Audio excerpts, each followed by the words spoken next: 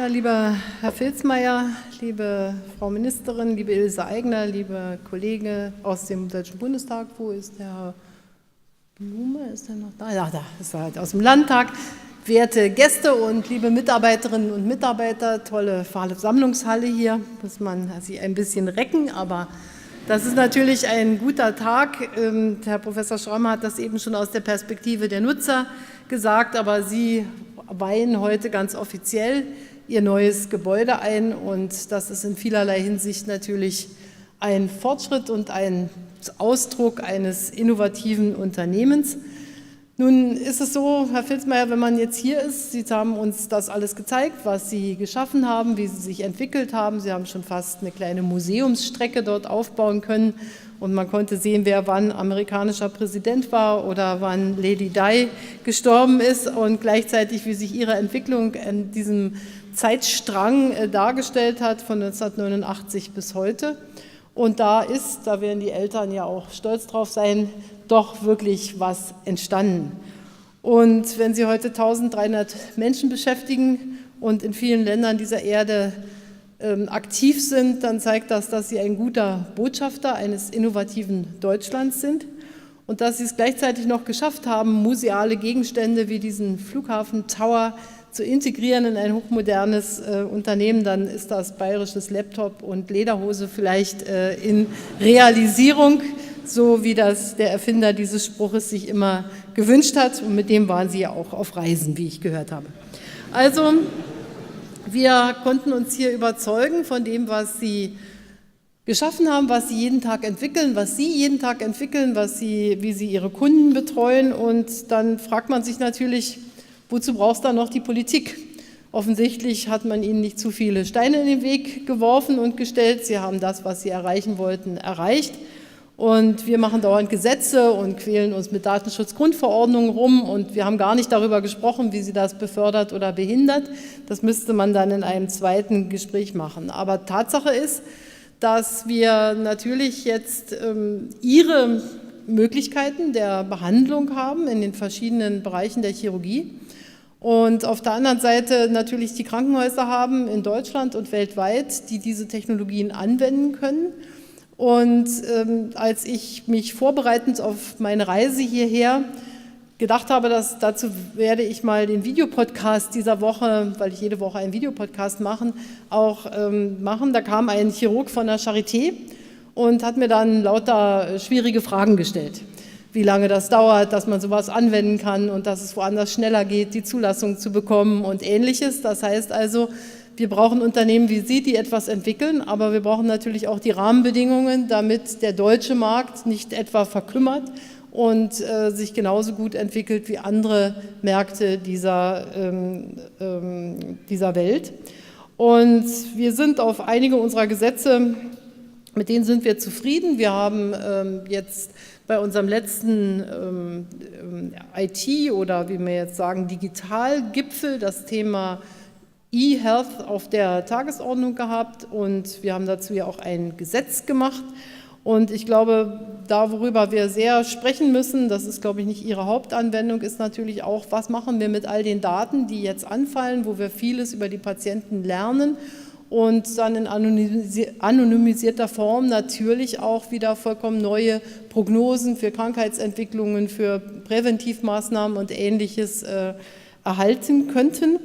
Und die Wertschöpfung wird ja auf der einen Seite in der Weiterentwicklung Ihrer Technologien liegen, aber auf der anderen Seite auch in der Nutzung dieser unglaublichen Datenmengen, die wir erhalten, zum Zwecke auch wieder qualitativ besserer Gesundheitsversorgung und qualifizierter Voraussage von Krankheitsbildern. Und deshalb glaube ich, dass Deutschland von der Hardwareentwicklung, auch von der Softwareentwicklung relativ gut in diesen Anwendungsbereichen ist, auch weil wir eine sehr ausgeprägte Medizintechnik haben, auf die Sie die Segnungen der Digitalisierung sozusagen aufgesetzt haben und in der Kombination herausragend arbeiten. Aber wir müssen eben auch bei der Frage der verschiedenen Applikationen aufpassen, dass uns da nicht andere weit voraus sind und den Markt streitig machen. Und deshalb ist es, glaube ich, sehr wichtig, dass wir in Deutschland, aber auch in Europa insgesamt den entsprechenden Rahmen schaffen. Dazu ist die sogenannte Datenschutzgrundverordnung eine Verordnung, die nächstes Jahr im Mai in Kraft tritt und wo ich mich jetzt nochmal nach diesem Besuch auch besonders erkundigen werde, welche Wirkungen sie im Gesundheitsbereich entfacht. Denn wir haben hier auch eine ganze Reihe von unbestimmten Rechtsbegriffen, die erstmal wieder ausgefüllt werden müssen. Ich habe gehört, einen Juristen braucht es hier auch. Aber es ist vielleicht gut, wenn wir nicht jeden unbestimmten Rechtsbegriff erst durch alle Instanzen durchklagen müssen, sondern wenn wir in Europa gleich vernünftige Auslegungsvorschriften finden könnten. Das ist, glaube ich, für die Anwendung sehr, sehr wichtig. Wir haben jetzt ja sind ja die Gastgeber des G20-Gipfels, wie Sie hören und sehen konnten. Und wir haben in der Vorbereitung des Treffens auf der Ebene der Staats- und Regierungschefs zum ersten Mal unter den 20 führenden Industrienationen ein Treffen der Digitalminister gehabt und zum ersten Mal ein Treffen der Gesundheitsminister. Die Gesundheitsminister haben sich noch nicht mit den Digitalministern vereinigt, sondern die haben etwas unterschiedliche Dinge bearbeitet. Die Digitalminister müssen ein sozusagen weltweites Level Playing Field finden, um den Umgang mit der Digitalisierung auch ein bisschen zu ordnen. Denn ansonsten können wir Entwicklungen haben, wie wir sie in den Finanzmärkten haben, wo wir überhaupt keine Ordnung hatten, wo jeder gemacht hat, was er wollte, was auf Dauer dann eben doch auch zu Fehlentwicklungen führen kann. Und die Gesundheitsminister haben sich mehr mit der Ausbreitung von Pandemien und Ähnlichem beschäftigt, aber das ist ein anderes Feld. Und für uns in Deutschland sind jetzt eigentlich 2 bis 3 Dinge wichtig. Die Marktchancen können wir, glaube ich, am besten im europäischen Binnenmarkt entwickeln. Das war für mich jetzt auch sehr interessant, die Zulassungsmitarbeiter hier zu besuchen und zu sehen, eine Zulassung für ganz Europa. Das ist wirklich wegweisend, glaube ich. Dann hat man einen Markt von 440 Millionen erreicht. Aber es zeigt sich an der Stelle auch die Sinnhaftigkeit von Handelsabkommen, bei denen dann Zulassungen einfach auch übertragen werden können und nicht doppelt und dreifach gemacht werden müssen. Wahrscheinlich auch Softwareentwicklungen nicht leicht adaptiert werden müssen, sondern mit einer Software gearbeitet werden kann. Wir brauchen die entsprechende Infrastruktur natürlich, denn es wird auf der einen Seite wichtig sein, dass wir Gesundheitszentren haben, an denen auch diese herausragenden Operationstechnologien da sind, aber natürlich auch für die gleichwertige Gesundheitsversorgung der Bevölkerung ist natürlich das Thema Telemedizin und Fachratschläge von Spezialisten für Ärzte in normalen Versorgungskrankenhäusern von entscheidender Bedeutung. Und wir brauchen natürlich immer mehr auch die Möglichkeit der Echtzeitdatenübertragung.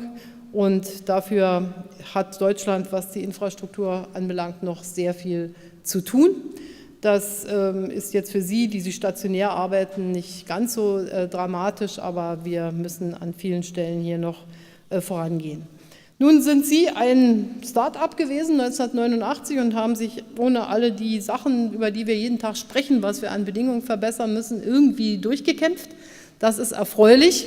Aber der Markt hat sich jetzt ja auch sehr viel intensiviert und deshalb ist es für uns natürlich auch wichtig, Start-ups, Venture Capital und all die Dinge hinzubekommen. Die Frage, wie wir hier auch gerade mit dem sehr dynamischen amerikanischen Umfeld klarkommen, steht immer wieder im Raum. Genauso wie die Frage auch von strategischen Entwicklungen. Sie haben es geschafft, Marktführer zu werden. Viele sind in einer kleinen Phase bereits sozusagen in anderen großen Unternehmen außerhalb Deutschlands aufgegangen. Und deshalb bin ich auch heute sehr gerne hier, um zu zeigen, man kann das hinbekommen, man kann das schaffen und man kann die Innovationsfähigkeit auch unter den Bedingungen in Deutschland gut einsetzen. Neben der Infrastruktur ist das große Thema Fachkräfte. Und ich mache mir sehr viele Gedanken darüber, wie wir eigentlich in Deutschland junge Menschen dazu überzeugen können, in den Bereichen, die zum Beispiel hier bei Ihnen eine Rolle spielen, doch mehr in die Ausbildung zu gehen. Wir haben ja hier ganz verschiedene Ausbildungsgänge. Wir haben die Ingenieure, wir haben die Informatiker, wir haben Designer. Und die Frage, wie können wir den jungen Menschen von heute eigentlich deutlich machen, wie in einer relativ disruptiven Zeit die Berufsbilder von morgen aussehen. Das wird, glaube ich, eine ganz, ganz wichtige Sache. Genauso wie es natürlich von großer Wichtigkeit sein wird, Ausbildungsgänge zu modernisieren. Ich meine, Professor Schramm hat das hier alles dargestellt, wie sich sein Leben ja auch in den letzten Jahren und Jahrzehnten verändert hat. Und Ausbildung auf neuestem Stand immer wieder durchzuführen, ist ziemlich schwierig. Wir haben deshalb verschiedene Dinge in unserer politischen Arbeit gemacht. Wir haben eine Verbindung geschafft zwischen den außeruniversitären Forschungseinrichtungen mit den Universitäten durch Kombination und durch eine Grundgesetzänderung, um einfach auch die Universitäten an den Forschungsergebnissen gut teilhaben zu lassen. Wir haben dadurch, dass der Bund die BAföG-Leistung übernommen hat, den Universitäten mehr Spielraum gegeben, auch im Forschungsbereich besser zu sein, auch in der Lehre besser zu sein. Aber wir müssen eben auch gerade im Schulbereich jetzt die Segnung der Digitalisierung schnell unter die Kinder bringen. Ich habe neulich die Preisträger von Jugend forscht bei mir zu Gast gehabt und gefragt, wer mit seiner Digitalausbildung in der Schule zufrieden ist. Da gingen von 90 Anwesenden 3 Hände hoch. Einer kam aus Baden-Württemberg, 2 kamen aus Bayern, aber es war immer noch eine sehr, sehr überschaubare Zahl von denen, die da anwesend waren. Und wir müssen überlegen, wie wir die Lehrer für die Digitalisierung begeistern, damit sie auch den Kindern das beibringen, denn das ist der Nachwuchs von morgen für sie. Und an all dem arbeiten wir auch gerade im Deutschen Bundestag mit den verschiedensten Programmen. Deshalb mein Wunsch, nachdem ich Ihr schönes Haus und Ihre tollen Mitarbeiterinnen und Mitarbeiter hier, jedenfalls einige, besuchen konnte und mich im Kurzdurchgang informieren konnte, was hier alles los ist bei Ihnen. Meine Bitte auch, wenn Sie Ideen haben, wie wir gerade in den Bereichen Bildung, in den Bereichen Rechtsetzung besser, schneller sein sollen, dann scheuen Sie sich nicht, über Ilse Aigner zum Beispiel oder die Bundestagsabgeordneten uns das einfach auch wissen zu lassen. Denn wir müssen ja, Sie müssen sich vorstellen, wir sind in der täglichen Politik beschäftigt, die ja jetzt nicht nur Digitales umfasst, sondern manchmal auch ein bisschen Außenpolitik oder Finanzpolitik oder sowas. Und wir müssen ja mitlernen mit dieser rasanten Entwicklung und versuchen, das auch zu verstehen, wenn wir innovativ bleiben wollen. Und deshalb ist mir das sehr wichtig, dass man diesen Austausch hat. Wir haben mit unseren digitalen Treffen jedes Jahr im Grunde eine gute Zusammenarbeit etabliert, auch mit der Wirtschaft. Wir versuchen, die Industrie 4.0 unter die Menschen zu bringen und auch den kleinen und mittelständischen Unternehmen nahezulegen. Sie wissen das hier alle, deshalb predigt man da in der falschen Kirche. Aber nicht jeder ist schon so weit, wie Sie es sind. Und deshalb bleibt mir zum Schluss nur zu sagen, Dankeschön. Auch Dankeschön für das Vorleben eines Unternehmens mit vergleichsweise wahrscheinlich flachen Hierarchien und guten Kommunikationsmöglichkeiten. Auch das muss ja im deutschen Mittelstand erstmal gelernt werden. Nach Jahrzehnten, um nicht zu sagen 150 Jahren, doch relativ hierarchischer Arbeit.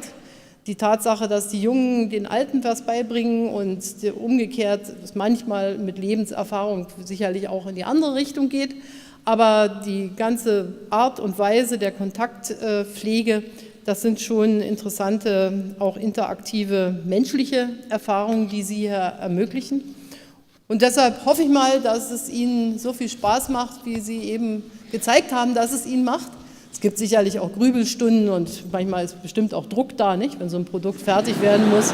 Also ich vermute mal so ganz von alleine und mit einer kleinen Yogastunde kommt der Erfolg auch nicht, sondern dass es doch auch viel Anstrengung bedarf und auch viel Willen. Aber ich glaube, der Ort ist motivierend und deshalb wünsche ich Ihnen allen, dass Sie sich wohlfühlen an Ihrem neuen Ort, dass Sie weiter Erfolg haben und ein guter Botschafter Deutschlands sind. Herzlichen Dank, dass ich heute hier dabei sein konnte.